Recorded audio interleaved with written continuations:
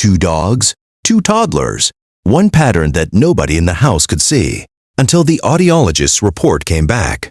And then it was the only thing that made sense. Marguerite and Devin Adeyemi ran a household with the organized chaos of 2 adults who had decided that if you were going to have children, you might as well do it all at once. Twin girls, Zoe and Ada, now 26 months old. 2 rescue dogs, Pepper, a terrier mix, and Huxley, a medium-sized brown mutt of indeterminate heritage, who had arrived 6 months before the twins and had organized their entire lives around the girls since. The household was loud. It was supposed to be loud. 2 toddlers generate a sound environment that adults adapt to and stop consciously registering within weeks of it beginning. You stop hearing the specific pitch of this laugh versus that cry. You stop calibrating. It all becomes the sound of the house, which is a thing you live inside rather than a thing you listen to. Pepper and Huxley had not stopped listening. Marguerite noticed the behavior, first on a Wednesday afternoon when both girls were playing on the rug, and Zoe erupted into her particular brand of full-volume toddler laughter, the kind she deployed when she found something funny in the way only toddlers find things funny, which is with their entire body. Both dogs, who had been lying on opposite sides of the room, lifted their heads and looked at Zoe at exactly the same moment. Not at Ada, at Zoe, with an expression Marguerite could not quite name. Alert, attentive, slightly asymmetric, one ear raised higher than the other, the specific head tilt of an animal trying to calibrate an auditory source. She thought, they love when she laughs. This was probably true, but incomplete. Over the following 2 weeks, she noticed it every time. Zoe would laugh or make a specific high-frequency sound in her play, or begin a sentence in the particular pitch range of toddler speech, and both dogs would orient toward her simultaneously with that same alert attentiveness, not toward Ada, who was equally loud, specifically toward Zoe. Devin said, "They have a favorite." This also was probably true and completely missed the point. If you stay for stories about what animals sense before we do, you're in the right place. Subscribe so you don't miss the next one. The developmental speech screening at Zoe's 24-month pediatric appointment flagged a concern. Zoe's vowel sounds were slightly atypical, a subtle distortion that the pediatrician noted and referred to audiology. The referral felt low stakes. The pediatrician used the word routine. Marguerite scheduled the appointment and did not worry significantly. The audiological assessment at the Children's Hospital took 2 hours. The audiologist, Dr. Lorraine Rousseau, 21 years of pediatric audiology, sat with Marguerite and Devin and explained what the testing had found.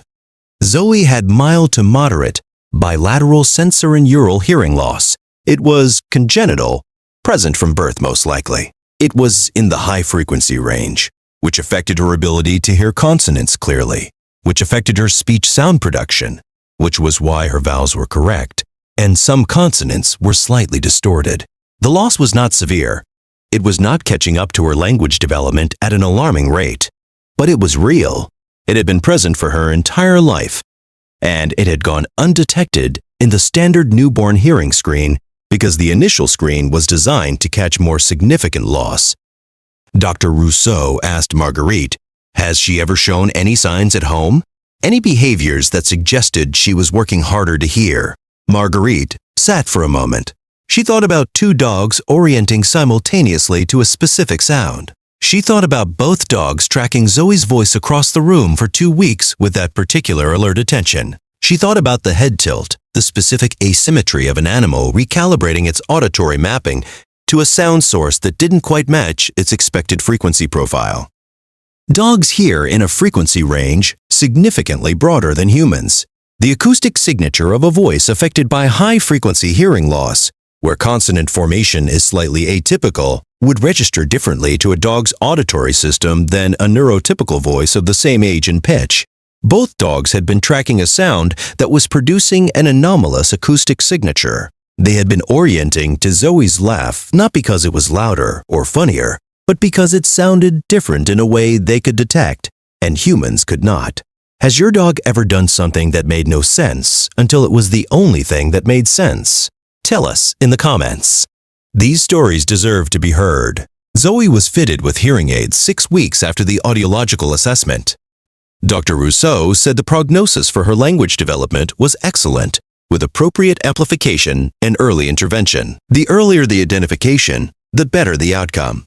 At 26 months with mild to moderate loss, they were in a favorable position. Marguerite brought Zoe home with her hearing aids in. Zoe walked into the living room, and Pepper trotted over, sniffed around the small devices behind her ears, and sat back with what Marguerite could only describe as satisfied. Huxley came from the kitchen, did the same thing, then lay down. That evening, Zoe laughed at something on the rug. Full toddler abandon, head back, the kind of laugh that shook her whole body. Both dogs lifted their heads.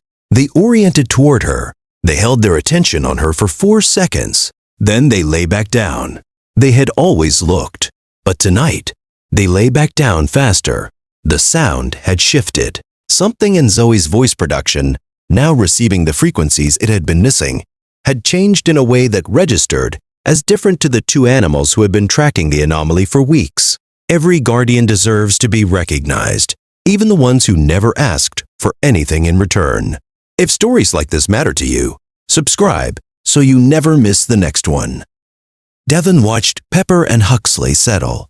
He thought about 2 dogs lying in opposite corners of a room for 2 weeks, orienting simultaneously to the same child, the same laugh, the same sound. He thought about everyone in the house interpreting this as a dog with a favorite. He sat on the floor between them. He put his hand on each one. He thought, they were listening in a way we weren't. What does your dog orient toward in your home that you've never been able to fully explain? Tell us below.